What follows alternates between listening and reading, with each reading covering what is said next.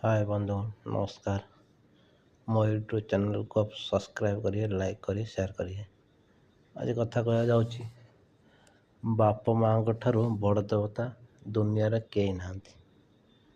बाप माँ ही सब किछि। आज बाप माँ को आपण पूजा करिए, सेवा करिए, आपण मंदिर जाई ठाकुर पूजा करते पड़ियो। दुनिया सबुठू पृथ्वी बड़ से माने बाप माँ तांको पुनिया केबे पाइबनी। जदि गोटे स्त्री मरीगला, स्त्री कौन 5टा 1000टा स्त्री तो आनीपर पाइपर, किंतु बाप माँ थरे चलीगले ना, हजिगले ना, तांको पाइबनी। से कथा मोर एत कथा कहबार थिला। सब बाप माँ टे करतु, बाप माँ टे खुशी मन खुशी करने चेष्टा करतु।